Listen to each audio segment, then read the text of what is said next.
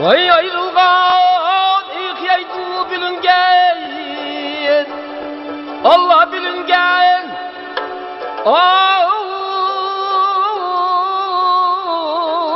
birgeyemdur can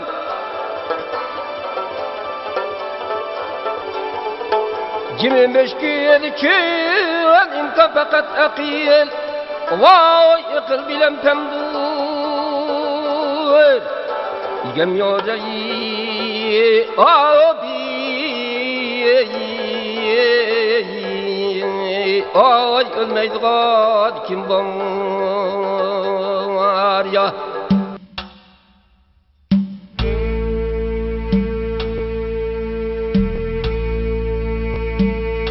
Ular Cumhuriyet galbilerinin nimetleriga eğiz tekken.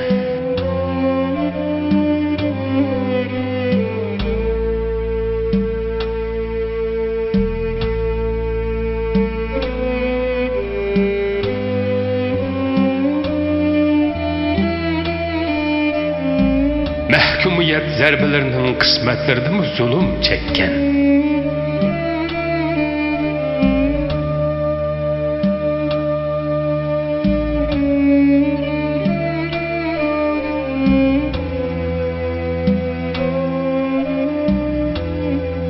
Elvatanning hürlüğü üçün can fida etken şu cengivar ecdatlarının evlatlarıdır.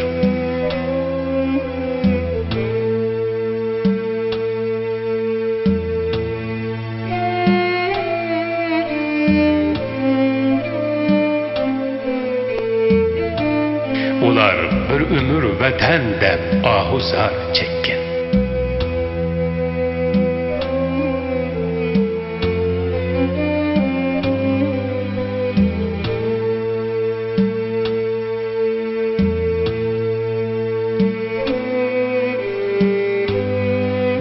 Veya hürlük deb, iman deb, pak yaşap ötken.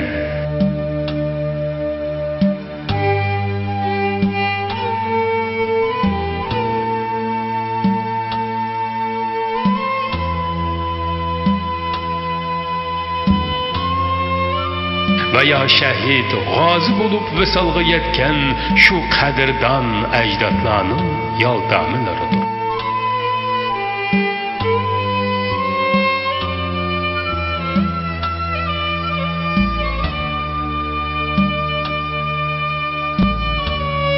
Ular cengahladın kabirlerçi akkan kalladın ozuklangan bir teverik can.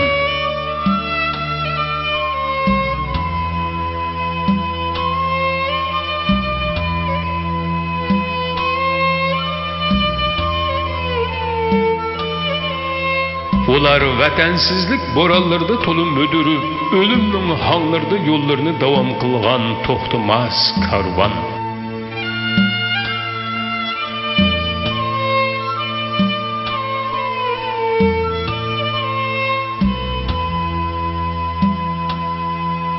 Ular güzel hayat izlep, gayret tevekküller kılgan addi bir insan.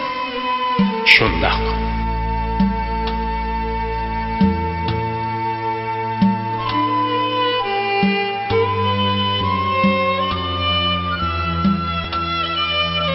Ular bir bütün milletning barliq tabiqalarini o'zlari mujassam qilgan muhojiratdagi tunji Uyg'urlar to'plamining peshqadamlaridir.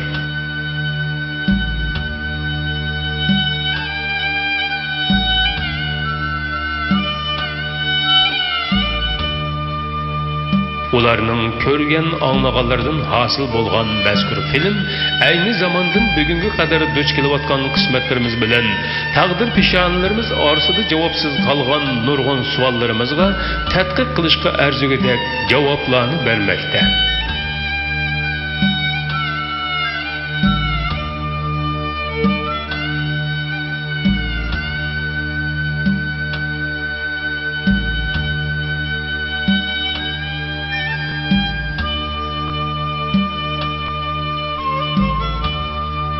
Assalamu alaykum hörmətli televizor köykçülər.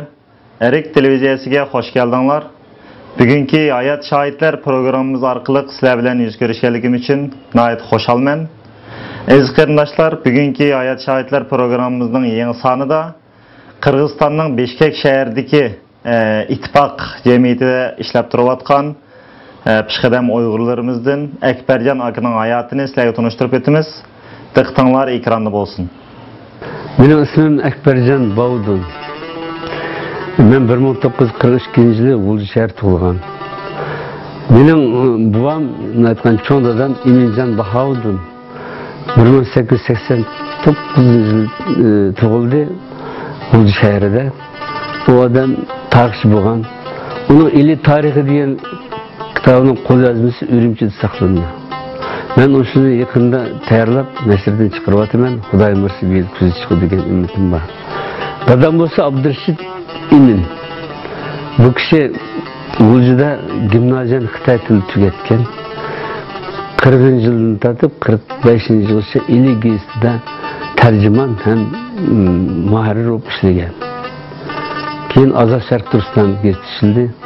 1948-yilda ittifoq qurilganda Şinjan Tinch demokratiyani himoya qilish ittifoq qurilgan shu yerdan yetkilib, bu yerda aytganda siyosiy observator, muxbir ham tarjimon bo'lib Ahmad Efendilar bilan ishladi.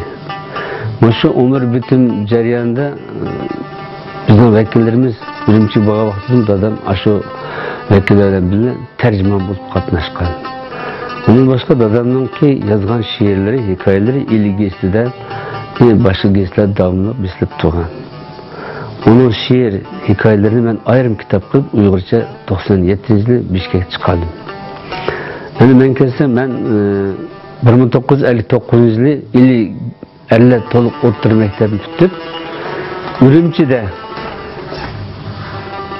Şinjan Üniversitesi'ndeki Maşinsazlık fakültesi okuştum.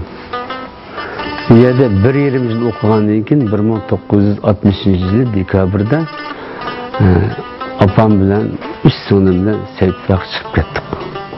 Ben bir dadam to'g'ri aytsak, dadam Abdurashid Emin 1949 yılı 27 avgustda aytganda hozirgi Xitoy hukumatining aytishi bo'yicha Sharq Turkiston hukumatining vakilleri Beijing uçup ketip samolyot qazo bo'ldi degan narsa bilan vafot bo'lgan. Ularning qabri hozir Uljuda Bag'ishida turdi. Men bir o'g'il, ya'ni 3 singlim bor. Biz 61-yil yanvardan tortib Bishkek shahrida yashaymiz. Opam tek hayat 88 yosh kirdi. Singillar men turmush qilib, hamiz balchaqlik bo'lib ketdi. Men o'ylandim, mening hozir İki oğlum var, bir oğlum kaza olup ketdi, bir oğlum, bir kızım var. Oğlum medisina akademiyasini tugatib, vrach bo'lib ishlaydi. Kızım bir üniversiteni tugatyapti. Rossiyskiy üniversiteni tugatyapti, yaqin ishga chiqadi. Endi men bu yerga chiqqandan keyin biroz til o'rganish jarayonida 1963-yili Qirg'iziston Davlat Üniversitesi'ndeki Hizmet Fakültesi okuşup onu 69 yıl tügettim. Tügetkendiğin keyin 2 yıl mektepte muallim olup işledim. Keyin 4 yıl Politeknik Institut'ta uchitel prepodavatelь olup işledim. Bunun için производствоga çıkıp 83 yılgacha her türlü hizmetler buldum. 1983 yıldan 98 yılgacha Kırgızistan Fanlar Akademiyasi işledim. Şu işler jarayonida ben Meshat Atağlık bizning hozir akademiyamiz Isajon Narimbayev bilan tanishib, u kishiningki yordami bilan Kırgızistan Fanlar Akademiyasi Falsafa institutiga aspirantlik tushdim. Aspirantlik tugatib 1990-yili Uyg'ur mutafakkirlarining adab axloq ko'zqarashi degan temada dissertatsiya yozdim. 91-yilda Moskvada bana falsafa fanlarining kandidati degan diplomni avatib berdi. O holda o'sha saylimiz Rashid Qanamiz Moskva taslim qilayotgan vaqt Moskvada. 98-yildan tortib bizning Qirg'iziston Milliy universitetida Uyghur filologiya fakültesi açılgan. Ben şu fakültede 13 yıl işledim. Dünyada felsefe, tarihi boyunca, anlasın Uyghur edebiyatı boyunca derslerini verdim. Doçent olup işledim. Bu fakülte 2011 yılında fakülte yapılıp kaldı. Bunun sebebi bir yerde bizden fakültede köprek Kazakistan'dan yaşlar kelip okattı. Kırgızstan'daki Uyghur yaşlar okattı. Bir yerde şu vakitlarda bir qancha qitim inqiloblar bo'lib qalamqon bo'lg'achqa Almatıdaki bizning Uyghur otaları balalarını evetishgan ansirab o'qish tushadigan bolalar bo'lmay qolgani uchun fakultet yıkılıp kaldı. Ben onu şu İttifak Gezisi redaktör işlevatmen. Bunu aytqanda biz bu İttifak Cemiyeti'ni bir yerde Muzaffer Kurbanov diye şair ağayla ba, şu Sabit Babacan'ı bilen 1998 yılı bir yıl tayyorlik qilib 1989 yılı 17 dekabr günü kurup çıkan edik. Şu İttifak Cemiyeti'nin kuruluşlarının birisi men desem bulundu. Keyin 1994 yılı İttifak Cemiyeti'ninki organ gezisi İttifak gezisini işlep çıktık. Onu kurduk. Ministrden tesir ettik. 1994 yılı Mart'tan başlap İttifak gezisi çıkışı başladı. Şu gezisinin destlep sanları 3 san. Kol bilen yazıldı. Bizde vaxtıda maşiniki boğan emez, hem kompüterin boğan emez. Onun için bizge bir vatandaşımız maşinike, kolu basıldığın maşinikini açıp verdi ürümçüdün. Aşığını ülgünüp bir yarım yıl 18 numarını ben maşinikini besip gezitimizni çıkarıp durduk. Yine 97 yılki vaktimizde kompüterini, programını elip, kompüter sepilip, gezit kompüterin aburundan çıkırgan oldu. Şu devlerde ben İttifak Gezisi'nin muavin redaktörü işlep geldim. Şu ahırkı vaxtıda, şu üniversite işlevatı vaxtında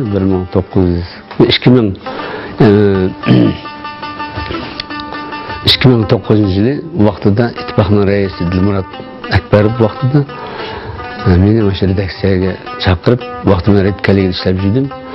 Redaktör bulanda beni redaktöre koyup koydu. Bana redaktör bulup işlevatlarımda уже 4 yıldan işim kaldı. Dadam ben baydap kettim.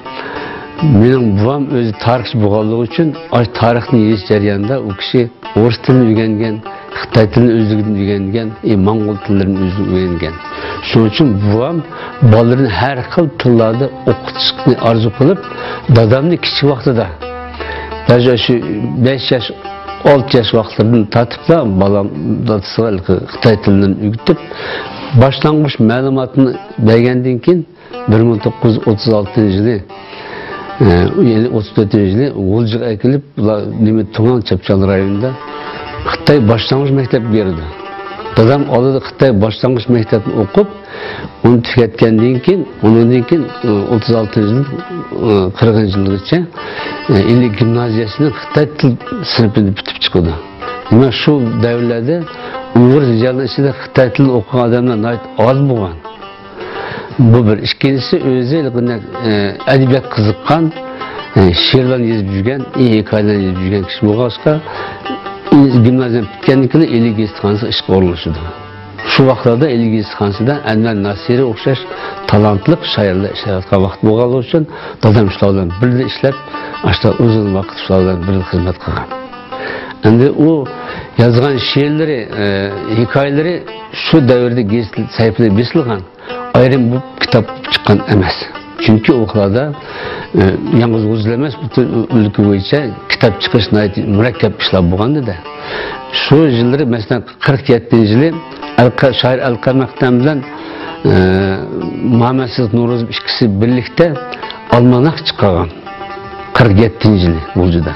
Ana shu almanakka şu davrda yazıp yurgan shoir yozuvchilarningki, masalan, Anvar Nasirniki, Lutful Mutallibniki, Alqa Maqdam qatorliq shoirlarning yozuvchilarimizni masalan Zunun Qadiriga o'xshash, Ziya Samadga o'xshash yozuvchilarimizning hikoyalari, o'g'incham dramalar kirgizilgan almanak chiqqan. Shu almanakda dadamning bir hikoyasi bor. Şu davrlarda şu adabiyot qiziqarligi uchun bir tarafdan gaz ishlaydi, yana bir tarafdan o'zi yozgan she'r hikoyalarini gaz sahifasida beslab turgan. Endi u materiallar bizdan kam. O'zining qo'lyozmasi bilan ko'chirib chiqqan matbuot alining qana she'r hikoyalarini bir ikki daftarga ko'chirib chiqqan daftarni men o'z ko'zim bilan ko'rgan edim. Bu ikki qo'lyozma birisida she'rlar to'plami, yana birisida hikoyalar to'plami. Men 59 yıl Ürümçi okuş kessem, Gülcü'den bir iki adam gelip bizden öydün apamdan şu kitapları kolayazımız biz besler, biz o şey kitap çıkarmıyoruz deyip ip ketken iken. Şunun için o yok kaldı. Biz bu yakı çıkan deyin ki 1985 yılı Almutu'da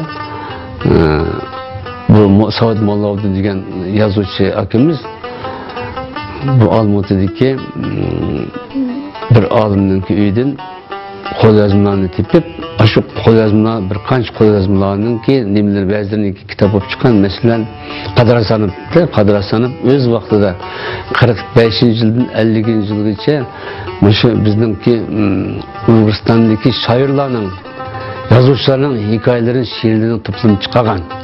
Ular Olmutiga avatib berib, Olmutida kitob bo'lib chiqqan. Masalan, shu vaqtida Lutful Mutallibniki, Anlaskinizde onundan baş Tepcan Elif'ninki, Nur Mehmet Bosaqov'ninki şeirler toplumları 49. 50. yılları Almut'a çıkan. Şu devirlerde dadamı özünün qo'lyozmasini 11 şiiri bilen 3 hikayesini Qadrasanov aytmagan ekan. Şu qo'lyozma 1985 yılı Saad Mollaoğlu gazetda e'lon qilgandan keyin men u qo'lyozmani Olmutidan akilib 1997 yılı ayrim bir kitap qilib nashrdan chiqardik. Ana dadamninki şu inqilob davrida bo'libmi 44 yildan 49 yilgacha Sharq Turkiston hukumati davrida asos jihatdan xizmati birinchi gaz sayfida ishlagan bo'lsa, keyin hayoti Ahmad Efendilar bilan birga har qanday baga vaqtida bilib berib, birinchi tarjiman, ikkinchisi jurnalist qatori ishlab ketgan. Bu Beijing bo'lgan safirdimi dadam aytganda ham tarjiman hem jurnalist qatorida şu kaysi Beijing bo'lgan safarga. Endi yosh katta vaqtida dadam 27 yaş, 22 yıl tug'ilgan. Biz 4 bal qoldik. Şundan keyin bizning onamiz o'z tarbiyasidan bizni tarbiyalab chiqdi. Dadam to'g'ri aytmasam ashunchalik. Endi men dadam vafot bo'lgan 7 yoshda qoldim. Mening kichik singlim deb tug'ilmagan. Apamning qo'shildi. 49 yılda singlim 50 yılı yanvarda tug'ildi. Yodgor singlim hozir bular hammasi hayot, birlikda yashaymiz. Endi bundaq bir narsa aytib qo'yish kerak-da, biz Qirg'iziston yoki chet mamlakatlarga chiqish yo'li har turli bo'ldimi? Shu 44-yil 49 yil davrladimi yo unidan burunmi men bilmayman. Mening buvam Eminjon Bahovuddin bunday aytganda Sovet konstitutsiyasi vujudida ishlayotgan davrlarda bular o'zlariga pasport yozdirib qo'ygan ekan. Pasport. Заграничный pasport. Sovet ittifoqining chet eldagi grajdani degan pasportni ishlatib qo'ygan ekan. Bu buvimizdan keyin dadamga ishlab muhibdi konstitutsiya keyin ular ikkinchisi tugab ketgandan keyin buvam 48 yil vafot bo'ldi, dadam 49 yil. Men Urumchiga 59 o'qish ketgan vaqtimda bu konstitutsiyadan opamni chaqirtib sizlarning masalan yo'ldoshingiz dadasininki Sovet grajdanligini bilamsiz degan dadam opam bilmaydigini aytganda mana ularning pasportlari bor, hamdonlari bor. Biz pasportlarni yepish olib turyapmiz.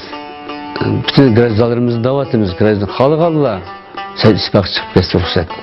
Agar qolmiz degan bo'lsa biz pasportlarni yo'qotamiz degan narsani o'tirib qo'yganda Apam bana xat yazıp, qanday qilamiz deb masala tushdi. Men o'ngishgan 1960 yıl olacak kelib, ortiqalarla maslahatlashib, mashaq sayt chiqishni loyiq topdik.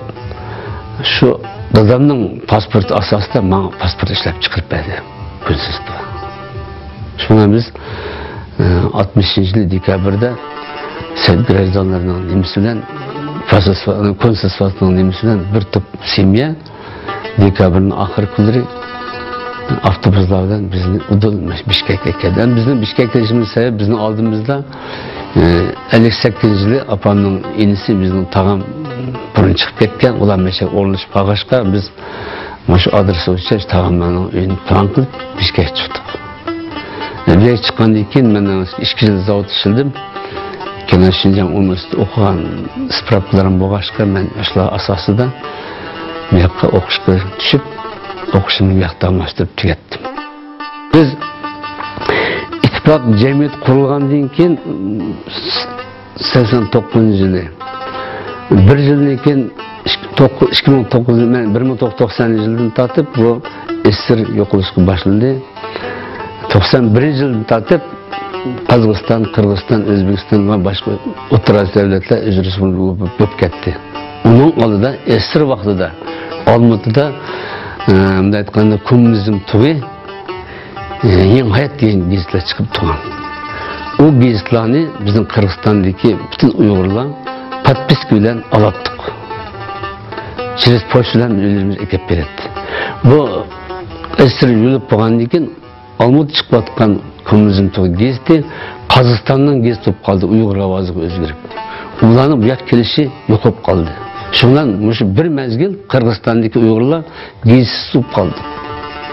Şundan 94 yıldan başlayıp yanvarda biz meyede ittifakının uğrayan giyisini çıkaralım deyip şunu asas kılıp minüsünü ruhsat edip giyisini çıkarışa başladık. Asası maksat şu Kırgızistan'daki bu atkan siyasi ahvallar Uygurlar'daki tarihi, til, edebiyat, medeniyet doğrusu materyallarını bu giyisde yoğurtuşunu plan kıldı. Şu narsalarni biz hozir ketyapmiz. Dastlabki son, dastlabki nomerimiz 1000 nusxada chiqqan bo'lsa, hozir ittifoq gazetiniki soni 5000 ga yetdi. Asos jihatdan Qirg'izistondagi bizning Uyg'ur qarindoshlarimiz bu gazetni podpis qilib, mahallaning yigit boshlarining yordami bilan tarqatildi. 2000 ga yaqin nusxa Qozog'istonga tarqaldi. Yani biz bunu aytganda şu Kırgızistan yaşayotgan Uyg'urlarning turmush hayot to'g'riliq ko'proq bilamiz. Undan boshqa gazetimizda Qirg'iziston bo'layotgan siyosiy ahvollarni bilamiz. Qirg'iziston prezidentiniki ukazlarini Qirg'iziston birgizgan yangiliklarni bo'lgan siyosiy ahvollarni birinchi ikkinchi betlarda berib turibmiz. Undan keyin dunyo xabarlari bo'lganda butunlay asos jihatdan dunyo Uyg'ur qurultiyi Rabiya xonim boshliq dunyo Uyg'ur qurultiyining faoliyatlari yo'riladi. Bundan başka asası köprek nerse biz kızıktıgan vatanda bo'layotgan ahvollar. Vatanda qayerda, qanday ahvol yuz berdi? Nima bo'lyapti? Masalan, Xitoyning bugungilikda Uyg'urlar bo'layotgan tutayotgan siyosat qanday? Masalan, biz deymiz, birinchi o'chirtda Uyg'ur xalqini Uyg'uristonda sonni azaltish uchun necha yildan beri ko'plab, necha minglab, millionlab Xitoy ko'chmanlar ko'chib chiqqan masalalar. Bunun tug'ut cheklash masalaları, hozirgi keyingi vaqtida boshliq siyosat yurgizib, Uyg'ur tilini yo'qotayotgan masala to'g'risida narsani ko'proq biz bilamiz. Chunki bu problema ham Uyg'urlarni nayt bir qiziqtiradigan, bunday aytganda, ansirtadigan bir problema bo'lg'ashqa biz besimiz materiallarni beramiz. Endi bunday aytganda, shu narsalarni berishimizdimi biz Qirg'iziston demokrat davlat bo'lg'ashqa shu narsalarga yana Qirg'iziston bilan Xitoy hukumat o'rtasidagi ba'zi narsalarga ta'sir etmaslik asosida shu materialning loyig'ida berib kelyapmiz. Ana o materiallarni biz o'zimiz yozmaymiz, ko'proq o material internetdan ilinadi. Internetda ilingan materiallar o'zinglar belgilik bugungi yoshlarimiz internetdan foydalanadi. Bizning gazetimizni o'qiydigan odamlar, cho'ng yoshdagi odamlar, o'rta yosh odamlar bo'lg'ashqa, ular internetni bilmaydi. Ular to'liq gazet chiqqan materiallardan foydalanadi. Biz shu materiallarni elib, gazetda beramiz har oyda yangiliklarni Köpçülük aşılan okup bizim razı boğadı doğru geldi. Razı boğadı etti. Endi Uygur tarihi meseleleri üstüde mi ötüp ketken o atağılık Uygur'un alimleri, siyasşunaslar, şairler doğrultuk materyalını her yıl biriktirimiz. Mesela her yıl bir şairinin ki, yazıcının ki yüzleyicileri bu atıda olatorluk materyallarının eserlerini, olatorluk materyallarını da verimiz. Asal cihetten Kırgızistan yaşayotgan Uygurların hazırlık hayat doğrusu da materyaller verildi. Çünkü bir kegen yaşayotgan Uygurlarımızın aldı 60 yıl kaldı. Burun yaşayan hesap almağa vaktimize. Kegenden kim bu? Bana uzanlığa belirledik. Bir adamın durgun problemler var. Mesela Kırgızistan'da bir Uygur mektep yok.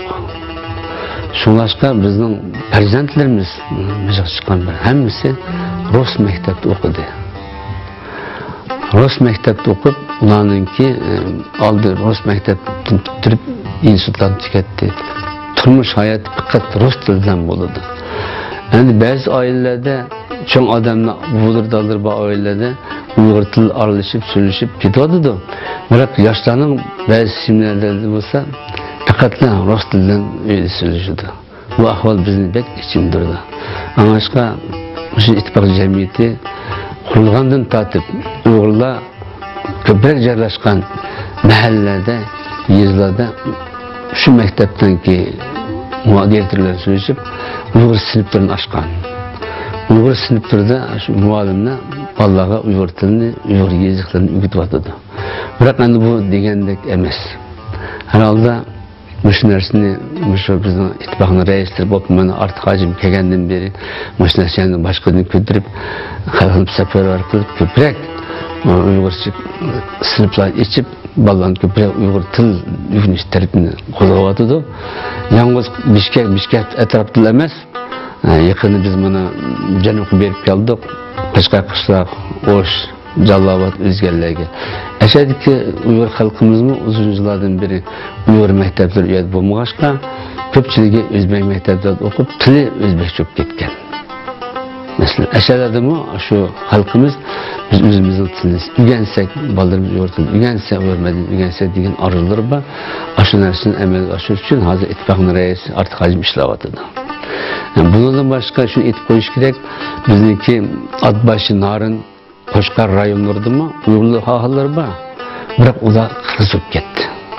Ular özün Uygur'da hesaplaydı. Bırak olanınki tili, örf adeti Kırgızlardan alışıp kızıp gitti. Yani o meseleler bizim aldığımız durdu. O mesele doğrusu mu artık hacim aşağılara beşini planlavatıdı. Yani kandak işlerini yürütmemiz, yani onun mu aldığımız kıldığı işlerimiz bizim nurgun etmek için de. Mesela giyisinin rolü çok buvatıdı. Çünkü giyist arkalık yaşlarımız, mesela biz özümüzdeki Uygur için okamısı mı Kiril harfi yazılan makallarını atanlara arkalık okup ügünüp aşın ügünüp atkan yaşlarımız var.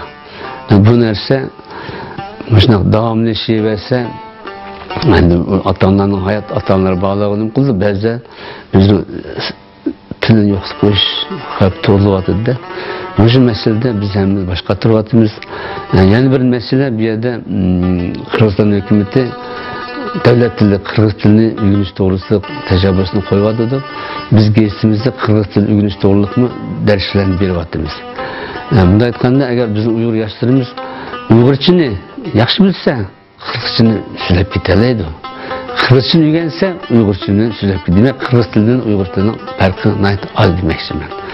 Bu şu iş üstüde mi bizim başka turvatımız herhalde bizim geçtiğimiz Uygur ittifakı geçti.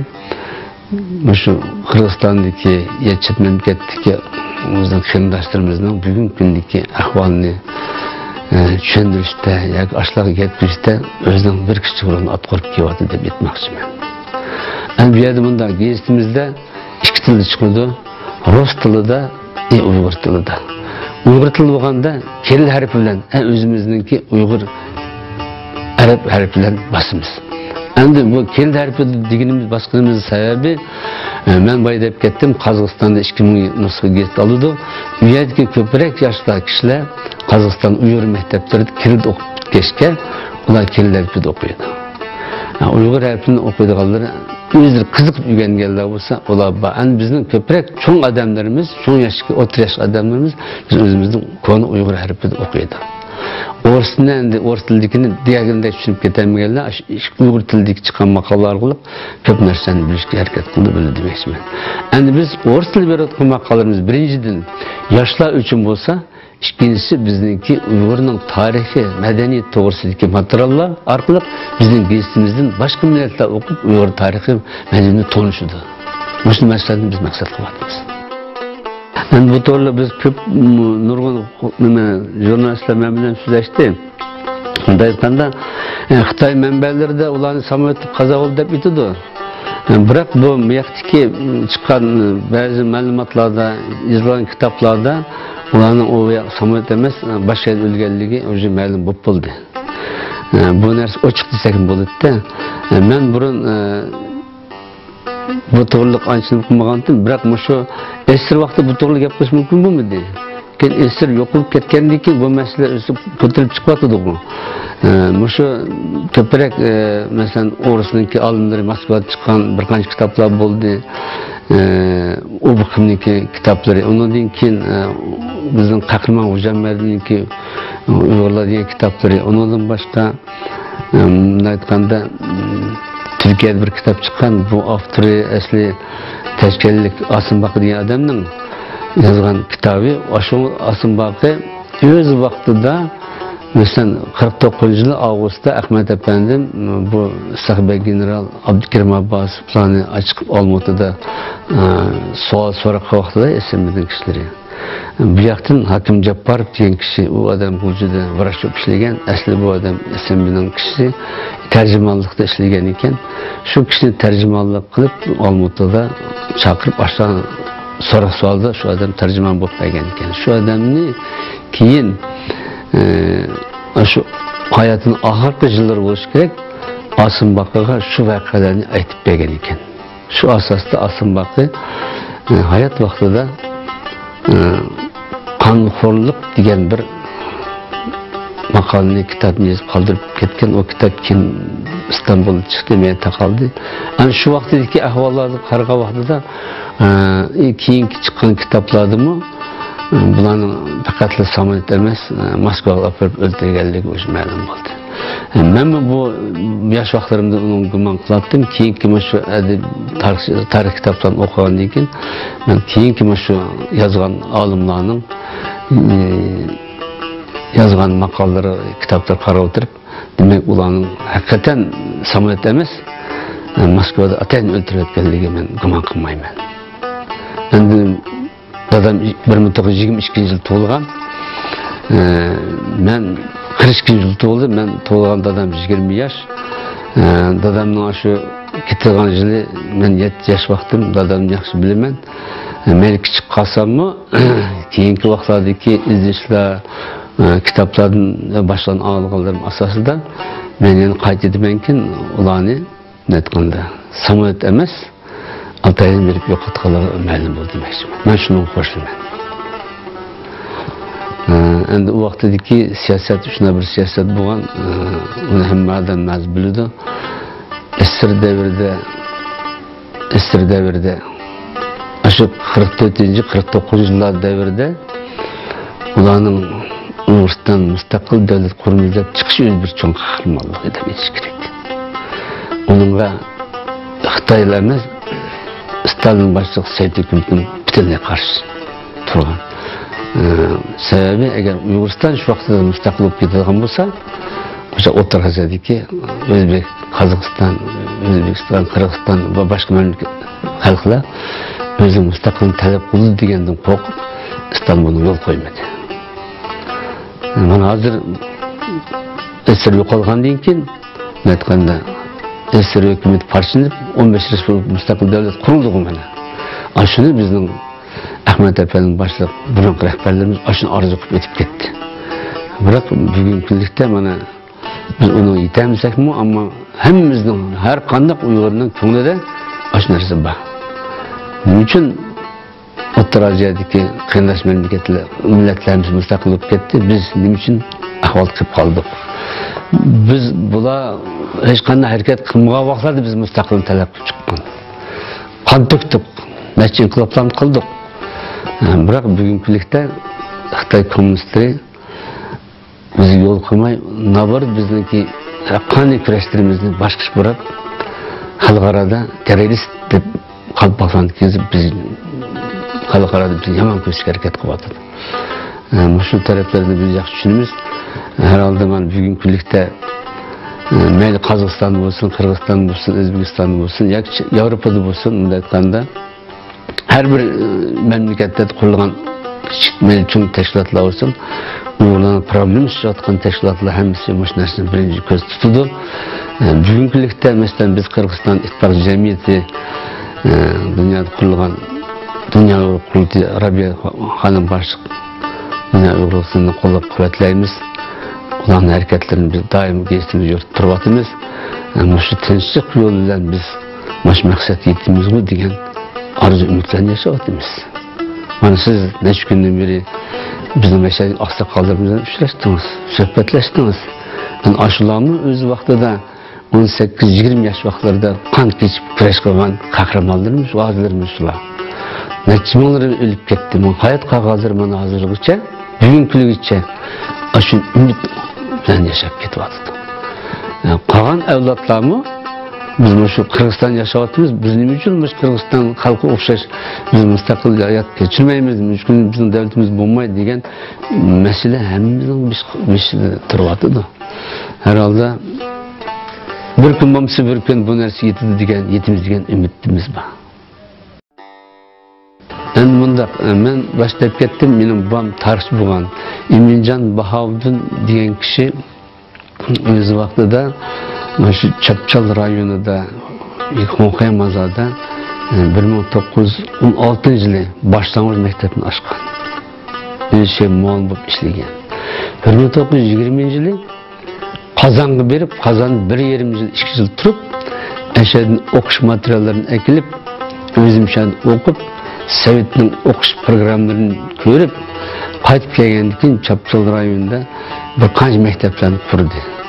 33-yildan 39-40-yilgacha bu shu To'qistara Chapchal rayonini o'ta bir vaqtida Nazarg'o'jniki vaqtida To'qistaraning hokimi Nazarg'o'jga shuningga birinchi yordamchi qilib bekitganda şu Xonqaymaza Chapchal rayonida To'qistarada bir qancha maktablarni ochgan. O maktabni ochgan to'g'risida vatan chiqqan jurnallar deyildi, kitoblar deyildi. Masalan, Eminjon Bahovuddin to'g'risida yeni tarixiy materiallardan to'plamida 2-3 qatim beslab chiqdi. Ana shu Bahovuddinki yozgan ili tarixiy kitobining qo'lyozmasi Urumchida bor hozir. Uning bir foto ko'chirmasini mening dadamning esi Abshukur akam menga aytib bergan, oshnasi ishlayapman. Uningki bir glavasi shu 1881-83-yildagi ko'ch to'g'ri yozilgan bir glavasini Xinjiang tazkiri jurnalida chiqarilgan. 88-yil sonida. Shu jurnalni elib dastlabda shu bir glavasini rus tiliga tarjima qildim. Şu Rus'tan tanıcılık qilgan ko'chkishdagi material, dadamning hikoya she'rlarini o'ris tiliga tarjima qildim. Şu asosda o'zimning mayda ilmiy maqolalarimni birlashtirib, uchimizning nomida Dinastiya Uyg'urskiy intellektual degan kitobni nashr qildim. Buni o'ris chiqishdagi sabab bunday bo'ldi. Hozirgi kunda bayman aytgandek, mening bolalarim yoki bizning avlodimiz Sovetlar Soyuzida, Qozog'istonda, Qirg'izistonda yashayotgan o'rtoqlarimizning hammasining bola chaqasi rus maktabida ekanligi uchun ularga dadimiz Rumi to'g'risidagi tushunchani berish uchun avtobiografiyasini yozgan asarni, Vamniki, dadamning avtobiografiyasini, she'rlarini, hikoyalarini o'ris tiliga tarjima qilib, o'zimning ilmiy maqolalarim bilan uchimizni bir to'plam qilib chiqardim. Dastlabki endi bu mening orzuyim shu bo'ldi. Shu orqali mening bolalarim yoki navlarlarim, tuqqanlarimizning bolalari, bizning avlodlarimiz kim, ular nima bo'lib ishlagan, nima xizmatlarni qilgan narsani shu kitobda o'qib oladi. Yalnız ularlarni shu orqali mening bizningki avlodlarimizning qanday odamlar ekanligini, millatga, xalq qanday xizmat qilganligini ash kitobdan bildi. Bu yer yalnız ularni asarlar emas, aşağı to'liq avtobiografiya kengri berildi. Hayotda qanday o'tgan, nima xizmatlarni qilgan, xalq qanday ishlarni bajarib o'tib ketdi degan asosda shular keng yozildi. Ikkinchi qadamda men buvamning ilmiy tarixiy kitobini ishlayapman. Xudoyim ursa yaqinda xalq ko'z ko'rdi. U uyg'urcha chiqdi. Endi bunda men o'z dastlabda har kimning o'zining orzusi bo'ldi. Men başta ettim, Şinjan Üniversitesi'nde bir yıl okudum.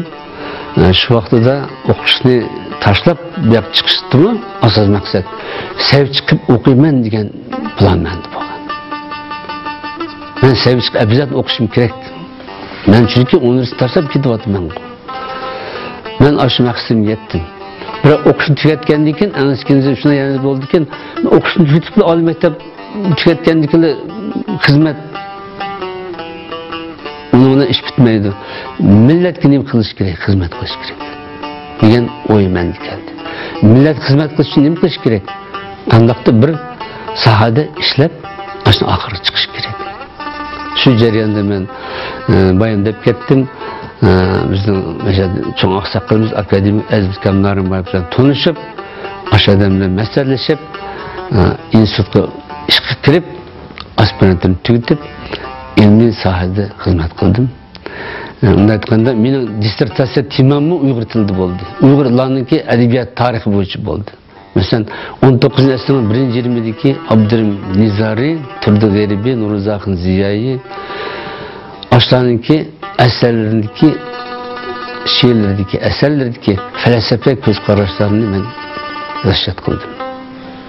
Men bu zaşitimni men aytganda ochig'ini aytish kerak, shu davrlarda yaşayan şairlarınki felsefe göz karşı yazılan birinci dissertasiya bulsam hatalaşmayayım. Bu türlü onlarınki edep ahlak tur göz karşı doğru kitap nesirden çıktı. Dissertasiyanın bir kitap çıkardı Rus dilida. Muhammed Sadık Kaşqari'ninki Edeb-bu Salih'in degan eser to'g'risida men ko'p ishildim, bir qancha maqolalarni yozdim Rus tilida. Shu narsalar hammasi Rus edebi jurnallarda, yakınsı felsefe jurnallarda bir qancha maqolalar nashrdan chiqdi. Bunu o'zimning xalqimga, millatimga bo'lgan xizmatim deb hisoblayman. Bundan boshqa universitetda Uyg'ur filologiya fakultetida 13 yil ishildim. Shu jarayonda ikkinchi bir kitobni nashrdan chiqardim. U bo'lsa Qirg'iziston Uyg'urlarining adabiyoti degan kitob. Biz bilan bu yoqqa yashayotgan Uyg'urlar ichida vatandan bu yoqqa chiqib Qirg'izistonda yashagan bir qancha shoirlarimiz bo'ldi. Ashaqda tonilgan shoirlar mashhur chiqib hayot kechirdi. Ularning yozgan she'rlari o'z vaqtida ayrim kitob bo'lmasmi, keyingi bugungi davrlarda ba'zilarning ayrim kitob bo'lib nashrdan chiqdi. Men shu shoirlarning hammasini yerda 16 kishi shularning tarjimalarni, she'rlarini yaxshi she'rlarni qilib, Uyg'ur fakulteti uchun uchebnik qatorida Qirg'iziston Uyg'urlar adabiyoti degan kitobni nashrdan chiqardim.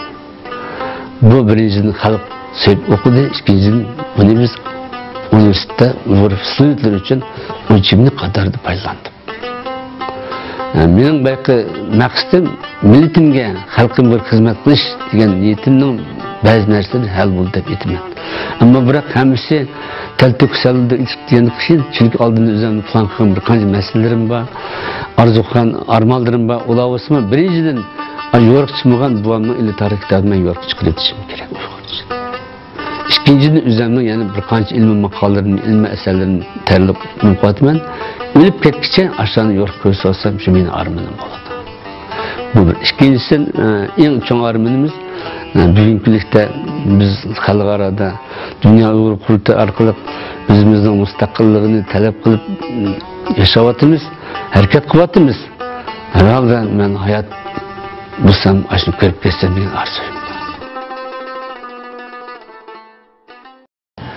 Assalomu alaykum, hurmatli televizor ko'ruvchilar. Shuning bilan bugungi Hayat Şahitler programımız bu şeyde yaklaştı. Aziz qarindoshlar, Akbarjon akaning hayat hikoyasini hammaylar anglab o'tdik. Ekbercan akının dadısının ölümü hemmeylenge biraz avval anlap ötkenimizdek, tarihi kitaplarda okunumuzdek, nayet sırlık. Meyli kayada ölgen olsun, Allah olanın yatkan yerini cennet kılsın. Ve Ekbercan akığımı uzun ömür ve salametlik dileyimiz.